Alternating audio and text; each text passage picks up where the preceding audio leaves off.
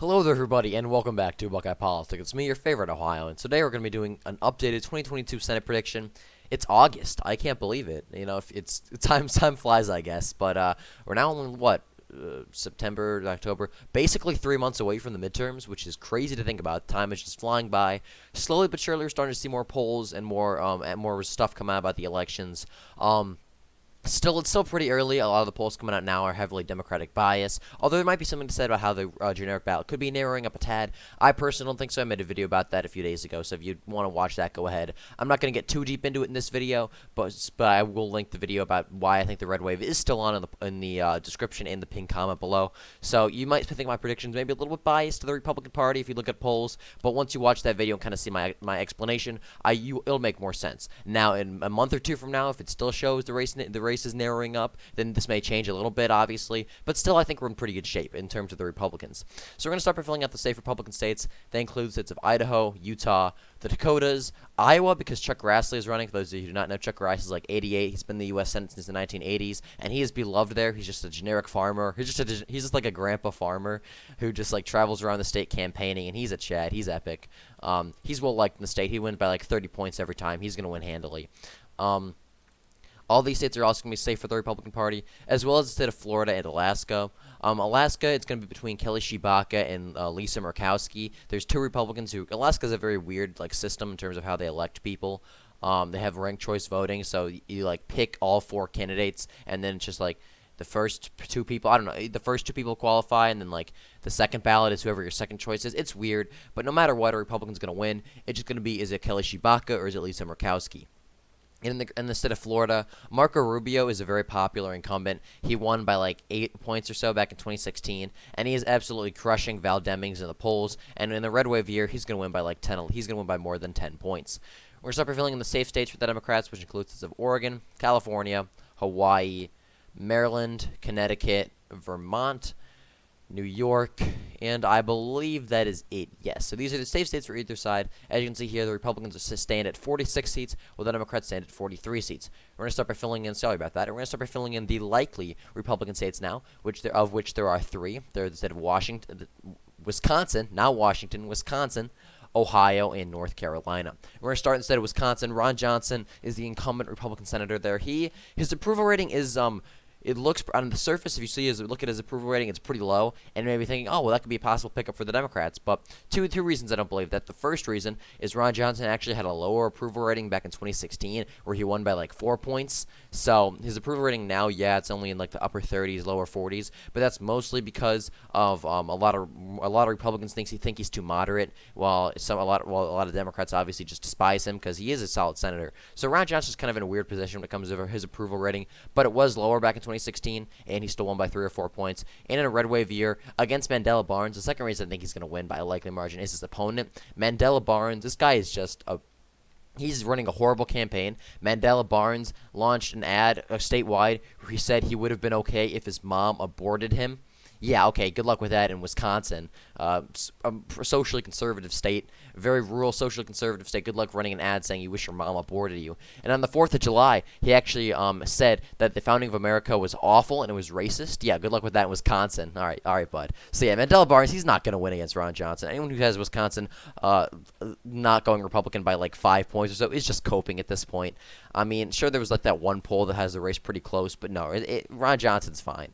Mandela Barnes is an awful candidate, and Ron Johnson he's going to win. It has a high approval rating compared to where he's been in the past. Looking at my home state of Ohio, Tim Ryan, if you look at the polls, you may be thinking, oh, J.D. Vance is in trouble. Oh, no. But really, he's not. I mean, Tim Ryan, all the polls have a Democratic bias, or they use registered voters, which is a horrible way of conducting polls. When you need to use likely voters, polls that use registered voters, that doesn't mean they're going to vote. It just means that they are registered to vote in the state. Only 56% of people vote. So when you interview registered voters, all that means is that they are registered to vote. If they don't, they're probably not going to vote, as we've seen in the past, because registered voter polls are not a good way to conduct pollsters, because most registered voters don't vote.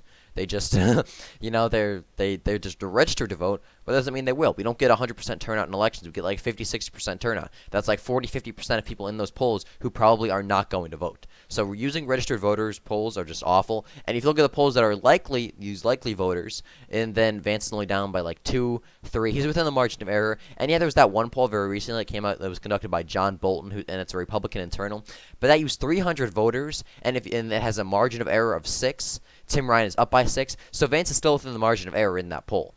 So honestly, really, if you actually look at the nuances of all the polls conducted, this race is basically neck and neck. And with Vance launching a blitz of ads coming in, he's actually starting to campaign. I think Ohio's still going to be likely Republican.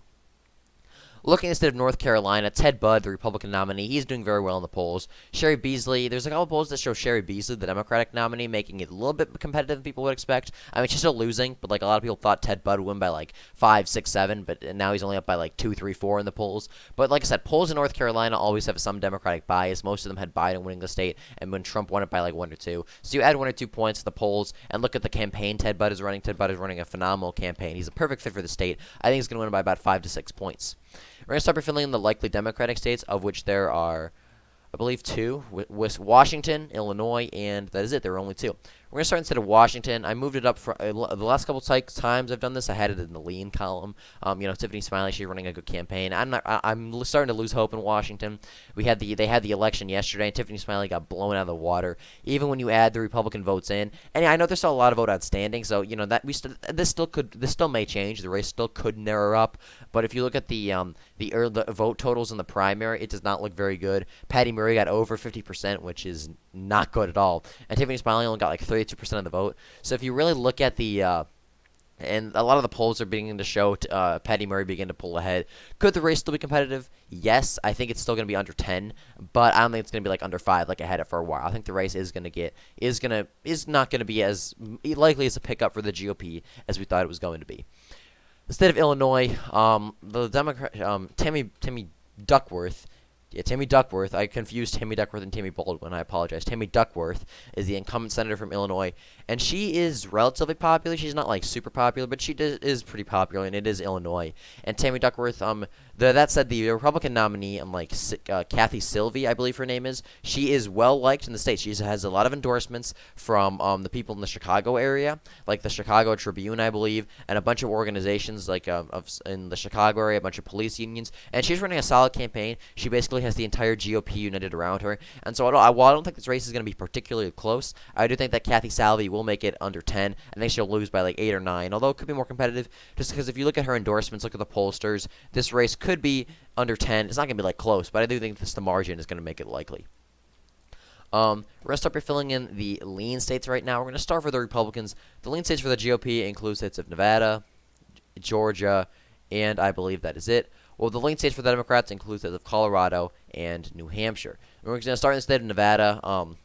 If you look at the polls, Adam Laxalt, he's a great candidate. In 2018, he lost by the governorship by 4 points against a very popular Democrat in a very favorable environment. It was a D+8 environment. Democrats won nationwide in the popular vote by 8 points, and Laxalt only lost by 4 against the popular Democrat. If you look at polling, the race has gone back and forth. Recently, it seems like Catherine Cortez Masto, the incumbent Democrat, is doing a little bit better in polling. But that said, Adam Laxalt has a very solid base. And really all Catherine Cortez Masto is campaigning on is abortion, which is kind of a winning issue in Nevada. Nevada had this thing where they rejected abortion by 30 points, but that's mostly because of suburbanites. So like I said, yeah, Nevada is a pro-choice state, but really, is abortion going to be the number one thing on people's minds? I don't think so. I doubt it. And if you look at the polls, for the longest time, Laxalt was leading. And if you look at the polls now, it's still a very close race. It's just Catherine Cortez Masto has a very narrow lead. The polls always overestimate Democrats in Nevada. Like in 2020, they way overestimated Dems. Trump basically lost the state by the same margin he did in 2016.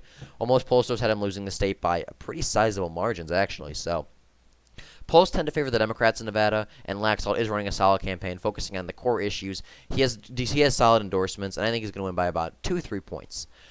State of Georgia, Herschel Walker, his campaign is beginning to flounder just a tad, but still, it's Georgia. Herschel Walker has a lot of appeal. The polls still have this race neck and neck. I mean, if you look at the polls here, I don't think there's a single pollster that has either Walker or uh, Raphael Warnock up by like more than 3 or 4. This race is still very competitive. If you look at the national environment, Herschel Walker should still do well. And the other thing people don't talk about is Georgia is a very polarized state. Like the white rural population of Georgia, which is about 50% of the state, basically votes like 90% Republican, while the black and like minority communities in the urban areas tend to vote like 90% Democratic. It's basically like Georgia's a very polarized state. It's like it's either heavily Republican or heavily Democratic. And Brian Kemp is leading in the polls by like 10 points. He's absolutely crushing Stacey Abrams. And I have a hard time, and the people supporting Kemp are mostly suburbanites in the Atlanta area who are, really the only like moderate demographic of the state. And I have a hard time seeing people vote for Brian Kemp by like 10 points and then voting for Raphael Warnock. Because Georgia, like I said, it's a very polarized state. You had similar situation. You had two elections. At the special elections, you had Kelly Loeffler, who was a horrible candidate, and David Perdue, who was a great candidate. The two basically, that kind of evened out, and they both lost because Georgia is just so polarized. There's very little vote splitting.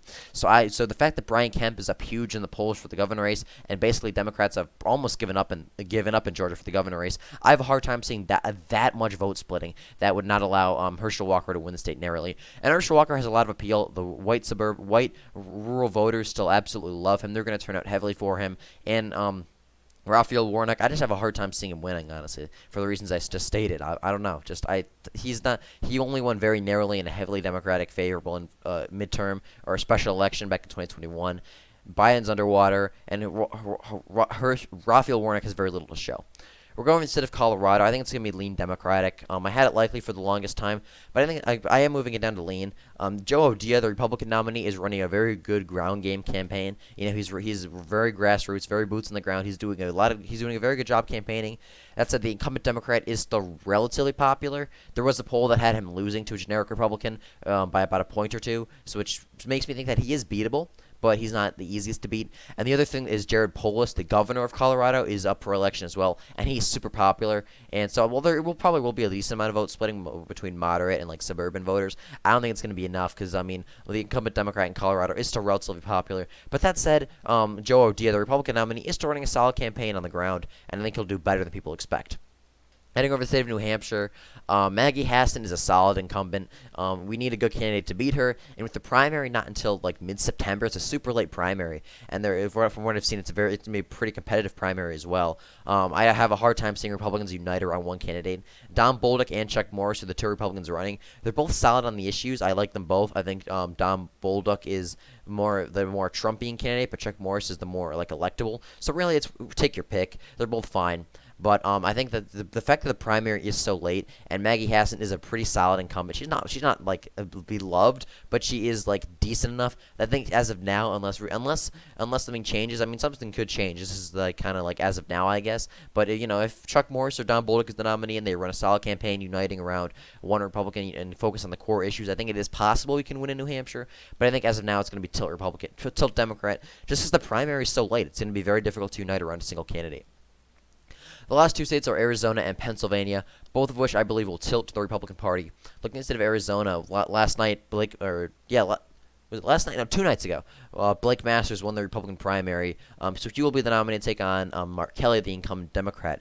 Now, Mark Kelly ran his campaign back in 2020 as being this moderate, independent voice who would stand up for Arizona, and he won because of that, because Arizona is a more moderate state. But that said, when he got elected, he's done nothing but he votes for Biden like 100% of the time. He is basically just a vote for the Biden agenda. He's done nothing, and if he has nothing to prove for his record in the Senate. And Blake Masters is a very talented, he's a very smart guy. He will do a great job attacking Mark Kelly on those issues, and he's going to win. Blake Masters is focusing on inflation and the border crisis, two of which are huge issues to Arizona voters. If you look at exit polls and where inflation's hitting the hardest, and obviously Arizona being a border state, they're having a huge issue with immigration.